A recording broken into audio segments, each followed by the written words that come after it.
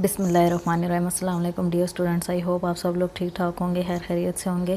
तो आज हमारा लेसन नंबर 5 का डी पार्ट है, स्टार्ट है। जो हमारे पास पार्ट्स ऑफ स्पीच था वो हमने 8 पार्ट ऑफ स्पीच तो कर लिए थे, लेकिन एक और चीज़ हमारे पास आज नई आ जाती है जो कि है हमारे पास आर्टिकल्स। ठीक है, अच्छा आर्टिकल्स अब क्या होता है कि हमारे पास कुछ ग्रामर्स में, मॉडर्न ग्रामर्स जितने भी हैं उनमें आ जाता है कि आर्टिकल जो है वो 9 पार्ट ऑफ स्पीच है। ठीक है, मॉडर्न ग्रामर्स जो हैं उनमें ये चीज़ ऐड है कि ये 9 पार्ट ऑफ स्पीच है, जबकि पुराने ग्रामर्स में ये है कि 8 पार्ट ऑफ स्पीच होते हैं। ठीक है, अच्छा अब ये जो पार्ट ऑफ स्पीच है ना, आर्टिकल्स क्या है हमारे पास, ये होते हैं द डिमोन्स्ट्रेटिव एडजेक्टिव, जैसे कि आ एंड द, ये सारी चीज़ें जो है ना, ये इनको हम क्या कहते हैं, आर्टिकल्स कहते हैं। ठीक है, they are often treated as a separate part of speech और क्लास ऑफ वर्ड्स। इनको हम एक सेपरेट पार्ट ऑफ स्पीच भी कहते हैं और इसके अलावा एक सेपरेट क्लास होती है वर्ड्स की।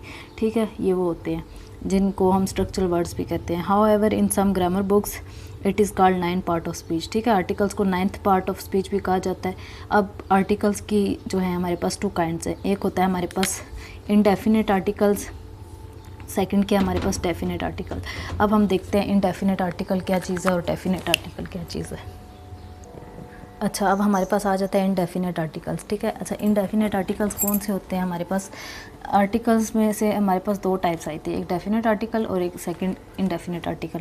फर्स्ट जो टाइप है हमारे पास वो क्या है, इनडेफिनेट आर्टिकल। ठीक है, तो इनडेफिनेट आर्टिकल कौन सी है हमारे पास? A and an are called the indefinite articles. A और एन, ठीक है, ये 2 वर्ड्स जो है हमारे पास, ये किस लिए यूज़ होते हैं? ये हमारे पास यूज़ होते हैं इनडेफिनेट आर्टिकल के तौर पे।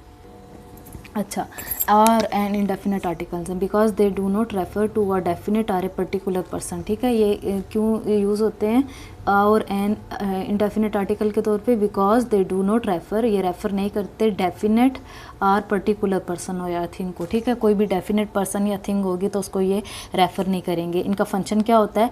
इनका function, their function is not to define but to generalise. किसी एक स्पेसिफिक चीज़ को डिफ़ाइन करना इनका फंक्शन नहीं होता। ठीक है, बस जनरली हम इनको यूज़ कर सकते हैं।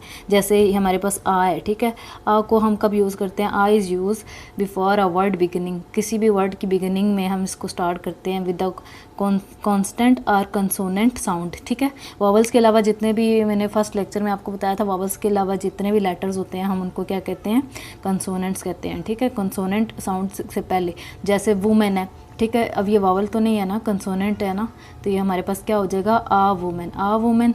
इसी तरह आ बुक, आ यूनिवर्सिटी, आ अनियन। ठीक है, तो ये हमारे पास क्या हुआ, हमने इनको जनरली यूज़ किया, इनको किसी स्पेसिफिक चीज़ को डिफ़ाइन करने के लिए नहीं यूज़ किया। ठीक है, तो ये वर्ड आ था हमारे पास। ठीक है, आ जो है इंडेफिनेट आर्टिकल है और इसलिए यूज़ हुआ है। अब हम आते हैं एन की तरफ। एन जो है ये हमारे पास कब यूज़ होता है? An is use before a word beginning with the vowel और वावल साउंड। अब एन कब यूज़ हो रहा है?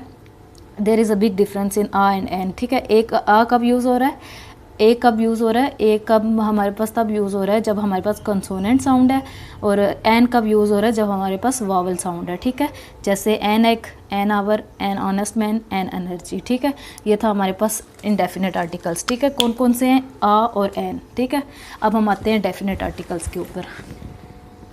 अच्छा जी, हमारे पास सेकंड टाइप जो है आर्टिकल्स की वो कौन सी है? Definite article. ठीक है, जो दा वर्ड है ना हमारे पास यहाँ पे, ये दा वर्ड, ठीक है, आर्टिकल्स में 3 चीज़ें आ गई थी, आ एन एंड दा। ठीक है, तो ये जो दा वर्ड है ये डेफिनेट आर्टिकल है। क्यों डेफिनेट है? This the is called the definite article because it points some particular person और थिंग। किसी पर्टिकुलर पर्सन या थिंग के बारे में जब हम बात करते हैं तो हम दा वर्ड को यूज़ करते हैं। दा वर्ड जो है इस डेफिनेट आर्टिकल को यूज़ करते हैं। फॉर एग्जांपल, दा टीचर वी ऑलरेडी नो दा मैन। ठीक है, यहाँ पे दा मैन यूज़ हुआ है, मैन से पहले हमने दा लगा दिया, टीचर से पहले हमने दा लगा दिया। ठीक है, तो दा जो है या the, some people called it the या दा। ठीक है, तो ये हमारे पास जो है दा जो है वो क्या है हमारे पास? Definite article. अब हम करते हैं डिटर्मिनेंट्स। ठीक है, डिटर्मिनेंट्स क्या चीज़ होती है? ओके स्टूडेंट्स, अब हमारे पास आता है डिटर्मिनर्स। ठीक है, डिटर्मिनर्स हमारे पास क्या होते हैं? Some modern grammar include determiners among the part of speech. ठीक है, डिटर्मिनर्स को भी पार्ट्स ऑफ स्पीच कहा जाता है। ठीक है, डिटर्मिनर्स कौन से वर्ड्स होते हैं? A, an, the, this, that, those, every, each, any, my, his, one, two, extra, ठीक है, etc। ठीक है, अच्छा तो ये जो हमारे पास जितने भी हैं ये सारे डिटर्मिनेंट्स हैं, ठीक है। मॉडर्न ग्रामर्स में इनको भी पार्ट ऑफ स्पीच कहा जाता है, which determine or limit the meaning of the noun that follow, ठीक है। ये इनको डिटर्मिनेंट्स इसलिए कहा जाता है क्योंकि ये डिटर्मिन करते हैं या लिमिट कर देते हैं नाउन के मीनिंग को, ठीक है, जो भी इसे फॉलो किया जाता है। In all traditional grammar all determinants, अच्छा जितने भी ग्रामर की बुक्स हैं ना, ठीक है, उन सब बुक्स में क्या चीज़ बताई गई है कि जितने भी डिटर्मिनेंट्स हैं एक्सेप्ट आ, एन और दा, जो हमने आर्टिकल्स पढ़े हैं, इन तीनों के अलावा बाकी सबको, जितने भी यहाँ पे डिटर्मिनर्स हमने पढ़े हैं ना ये वाले, इन सबको ना इन लोगों ने एक ही क्लास में डिवाइड किया हुआ है, ठीक है। उस क्लास को इन्होंने क्या कहा हुआ है, एडजेक्टिव कहा हुआ है, ठीक है।